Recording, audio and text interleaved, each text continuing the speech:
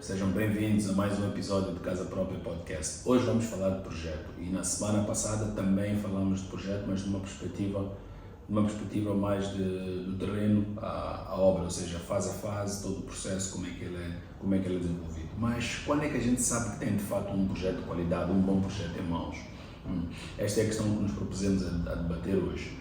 E para isso devemos partir do princípio de que todos nós temos um projeto quando iniciamos uma obra, seja o projeto do pedreiro, seja o projeto do empreiteiro, do engenheiro, do arquiteto, do técnico da escola industrial, seja o projeto da internet, seja de onde for, todos nós temos um projeto. No final do dia, o projeto são os elementos que a gente usa como referência para fazer algo, para materializar algo, né? Todo um preparo, toda uma ideia que a gente tem elaborada para depois materializar. Daí é importante partirmos desse princípio. E por que insisto que devemos partir daí? Para que cheguemos a uma premissa muito importante, que é: o problema não é o projeto. O problema é se o projeto que nós temos em mãos resolve problemas que irão surgir eventualmente durante a obra. Então, isto ajuda-nos também a definir o que seria um bom projeto. Mais do que dizer que é um projeto bonito, é um projeto com este ou aquele elemento, acima de tudo, um bom projeto é aquele que ajuda-nos a evitar ou a resolver problemas que naturalmente irão surgir no processo, seja de construção, seja de licenciamento, aprovação, ou até a posterior, quando já estivermos a usar imóvel. Pronto. E colocada esta premissa, vamos então identificar alguns dos principais problemas que podem ocorrer durante a obra e ver como é que um projeto pode então solucioná-los. Por exemplo, o problema de implantação, desde logo. Saber se o projeto tira melhor proveito, por exemplo, do espaço em que ele será implantado, se ele está orientado de tal maneira, por exemplo, que os ventos predominantes atravessem o edifício e tornem frescos os ambientes mais importantes, como salas e quartos de estar, por exemplo, ou que os compartimentos sejam posicionados, distribuídos no terreno de tal maneira que estes espaços que falamos como quartos e salas não estejam constantemente expostos ao sol, principalmente ao sol poente, porque esses fazem com que a casa fique muito mais quente durante a noite, que é quando nós queremos estar num ambiente mais tranquilo. Então estes elementos são muito importantes para perceber se estamos de fato a tirar o proveito do terreno que nós temos, se estamos a isolar ou pelo menos a proteger o edifício de todas estas forças exteriores, seja do sol, como falei, seja de ruídos exteriores da rua, ou se temos, por exemplo, uma oficina ao lado, se temos uma latrina do vizinho ao lado. É importante saber se o nosso projeto consegue acomodar-se melhor no terreno, mas convivendo em harmonia com tudo o que existe à sua volta. E temos outros dos grandes problemas que costumam surgir, é um projeto que é incompatível com as nossas reais necessidades. Ou seja, por exemplo, imagina que eu tenho uma família de 7 elementos, tenho 5 filhos, e estou eu, a minha esposa e 5 filhos. Pronto, vamos buscar um projeto tipo 3, porque o nosso vizinho, o nosso amigo também tem uma família com igual número e tem uma casa tipo 3, com os quartos pequeninos, e ele resolve-se ali. Mas se calhar eu sou de uma igreja, por exemplo, que não permite que as pessoas durmam, por exemplo, em beliche, ou seja, uma em cima das outras.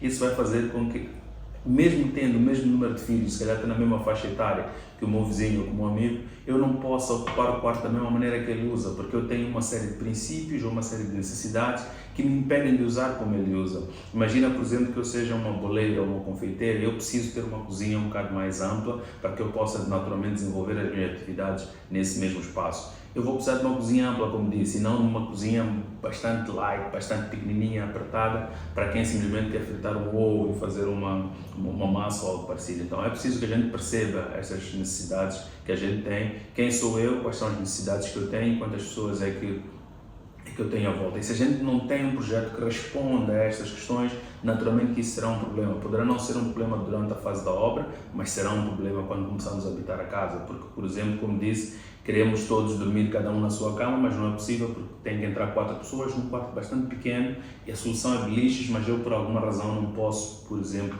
adotar essa solução de beliches. Outro problema que tem sido também recorrente por questões de projeto é como ele ajusta-se ao terreno. Aqui não é um problema de implantação como tal, porque ele até pode estar bem implantado, mas às vezes o terreno é pequeno simplesmente. Ou seja, estamos a falar de uma super casa com 4, 5 quartos, garagem para 3, 4 carros, piscinas e tudo mais, e que estão num terreno bastante apertado de tal maneira que a casa sente-se sufocada. Para dar um exemplo claro disto, acredito que muitos de nós conheçamos a Mesquita Masjid Taqwa aqui na Eduardo Mondlane, que é um edifício bastante bonito, bastante belo. Mas ele está numa situação em que parece sufocado, porque ele está praticamente junto ao muro, ele não tem espaço para respirar. Mas imaginem, por exemplo, se o mesmo edifício estivesse na catedral, ou estivesse, por exemplo, onde está o Franco Moçambicano, o Tribunal Administrativo, naquele espaço todo pomposo, todo nobre, todo imponente, com aquele espaço de respeito, queria dizer, a Mesquita seria lida de forma completamente diferente. Se calhar até começava a obrigar-nos a fazer comparações com outros edifícios similares em outras partes do mundo, de tão belo que o edifício é. Daí que é importante também termos esta sensação, esta sensibilidade, porque muitas vezes acontece a gente quer um projeto bastante grande, completamente fora daquilo que é ideal, digamos assim, para o terreno que nós dispomos. O outro problema que tem surgido, e este é dos maiores problemas que tem surgido na obra, é o do orçamento. Muitas vezes nós começamos as casas baseado no sonho que temos, mas não fazemos esta transição para a realidade. Então o que acontece é que, naturalmente, durante a obra, o budget que nós tínhamos previsto inicialmente para toda a obra, se calhar é suficiente apenas para fazer uma parcela desta obra. Imagina só fundações, levantar alvenarias ou até o tosco, mas não nos permite fazer acabamentos e outras instalações que o edifício pretende. Muitas vezes isto é completamente devastador, porque podemos não ter capacidade para mais recursos, o que deixa-nos completamente limitados no uso do edifício, porque nunca mais concluímos a obra. Então é muito importante ter um projeto que se ajuste às nossas capacidades. As capacidades não têm de ser as capacidades atuais, porque eu hoje posso não ter toda a capacidade financeira para assumir a obra, mas tem que se encaixar naquilo que é o plano de rendimentos que se tem para os próximos tempos, ou pelo menos para o período que se espera fazer a obra. Isso é muito importante. É importante conversar com quem estiver a projetar a sua casa e ser bastante sincero e transparente em relação aos números disponíveis, para que as soluções sejam também acomodadas, porque há soluções de projeto que demandam mais material ou uma mão de obra muito mais especializada, que naturalmente acaba sendo muito mais cara. Daí que, quando se tem budgets limitados, tendemos sempre a reduzir a área, controlar a geometria da casa para que seja o mais quadrado ou mais retangular possível. Tendemos a controlar bastante as áreas lá dentro, evitar desperdícios. As soluções de materiais que nós sugerimos são sempre atender para materiais bastante acessíveis. As soluções de construção, tipo de vigas, tipo de lajes, são sempre soluções disponíveis no mercado, de fácil execução, para que qualquer pedreiro, qualquer carpinteiro, qualquer serralheiro possa facilmente executar estas mesmas obras sem precisar de reforço, porque esses reforços costumam sempre acarretar custos, como disse antes, é o que não se tem. Pronto. Outro dos grandes problemas que também se tem deparado muita gente é o problema de ter um projeto aprovável pelo município. Com isto, o que quer dizer? Ter um projeto completo no sentido de satisfazer as necessidades do município e também submeter este mesmo projeto ao município. Um projeto para aprovação em Moçambique, regra geral, necessita apenas de projetos de arquitetura e de estrutura. E para isto, estes documentos devem também ser acompanhados, estes desenhos, estes projetos devem ser acompanhados dos documentos dos técnicos responsáveis, que é uma das coisas que muito tem faltado. Muita gente vai buscar projetos da internet, ou até mesmo de arquitetos, ou deste ou daquele, mas não tem o cuidado de perceber se este projeto tem toda a informação necessária para que seja aprovado pelo município. E esta informação, como disse, começa pelas credenciais do técnico responsável, que passa pelo termo de responsabilidade, passa pelo seu BI, pelo certificado de inscrição nas obras públicas, ou então na ordem de arquitetos ou ordem de engenheiros, passa também pela sua cédula de inscrição. No caso, quando não se tem um certificado, tem uma cédula de inscrição na ordem, ou até, eventualmente, em municípios específicos. Há municípios que, para além da inscrição no Ministério das Obras Públicas, também exigem que seja submetida uma inscrição local, feita a nível do município. É importante ter toda esta documentação do do técnico responsável não, do técnico projetista, aquele que concebeu o projeto, quer da arquitetura, quer também de estrutura. Desde logo é preciso ter informação do projetista. É preciso também ter informação suficiente no projeto, não apenas levar um desenho indicativo ou uma imagem que diga que a casa que eu quero parece com isto. É importante levar peças suficientes para que o município possa avaliar e perceber se viola ou não as regras vigentes nessa zona em que vai construir. Falamos no episódio anterior, por exemplo, de questões como afastamentos, que são aquelas medidas que temos que dar, afastamentos que temos que dar em relação aos muros, tanto frontal, laterais ou até mesmo o posterior, a profundidade dos edifícios, a altura dos edifícios, o tipo de soluções de construção que são lá usadas. Então o município precisa ter elementos suficientes para perceber se as suas regras, as suas normas para aquele local estão ou não a ser respeitadas. E em termos de desenhos, para além de memória descritiva, que é onde normalmente descrevemos o projeto em texto, temos também que apresentar o projeto em peças desenhadas. E nessas peças desenhadas, para além daquelas imagens bonitas que nós vemos, temos também que apresentar plantas, que é aquele elemento que nos permite ler os compartimentos, saber que a sala está aqui, a cozinha ali, a porta está aqui, mas também tem as suas dimensões. Temos que ter uma planta devidamente cotada, com dimensões. Temos que ter planta de piso, que é esta que expliquei agora. Temos que ter a planta de cobertura, que é a que mostra a casa por cima, percebermos como é que a cobertura vai funcionar, se é em chapa, telha, se é laje, como é que ela inclina e tudo isso.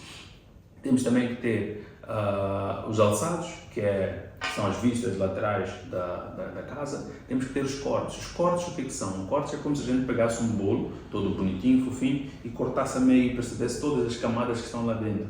A camada de chocolate, de laranja, e do creme e todo o resto. Então o corte ajuda a perceber como é que o edifício funciona por dentro, quais são os mecanismos, as infraestruturas que estão por detrás deste mesmo edifício. Então, estas peças, recapitulando agora, seriam a memória descritiva, onde explica o projeto em texto. Teríamos as plantas, onde percebemos o posicionamento dos espaços todos, com dimensões. Teríamos também os alçados, onde vemos o edifício por fora, as suas faces. E também teríamos os cortes onde percebemos o edifício por dentro, no seu interior. Depois há informação complementar, como mapa de vãos, que mostra janelas e portas, mapas de quantidades de materiais, onde temos a lista dos materiais, a lista de trabalhos. Isto é complementar, mas é importante que, acima de tudo, a gente tenha a memória descritiva, as plantas, os cortes e alçados. E cada um destes desenhos tem escalas respectivas. Então, procurem sempre saber do vosso projetista se ele observou as escalas que são exigidas pelo município. Alguns desenhos têm que ser grandes, outros têm que ser pequenos. Então, é preciso que tudo isto esteja bastante claro e suficiente. Mas para o município não nos prendemos apenas em legalizar o projeto. Atenção, temos sim esta componente da legalização, mas temos uma outra componente que é da fase de execução do próprio projeto, ou seja, em obra. Se nós não submetemos o projeto para aprovação, não temos a licença de construção. Se não temos a licença de construção, logo estamos sujeitos a multas durante a obra, que é uma coisa que aconselho a evitar ao máximo, porque algumas dessas multas têm sido exorbitantes, têm chegado até a 200 mil meticais. Daí que é preciso pensar se o projeto que eu tenho é suficiente para eu conseguir uma licença de construção, que por si também evita que eu seja multado, por exemplo, por não ter esta licença de construção na minha obra. Então é preciso ter muita atenção a esta componente, porque pode criar uns dissabores. Se já estamos a lutar para construir a nossa maneira, então imagina se o município vem e diz que temos que pagar 100, 200 mil meticais por multa, por não termos uma licença de construção ou não termos um projeto adequado. Então é preciso ter muita atenção a isto. E a outra componente, que se calhar faz uma suma, um resumo daquilo que já fui aqui mencionando, é ter um projeto completo, um projeto com toda a informação relevante.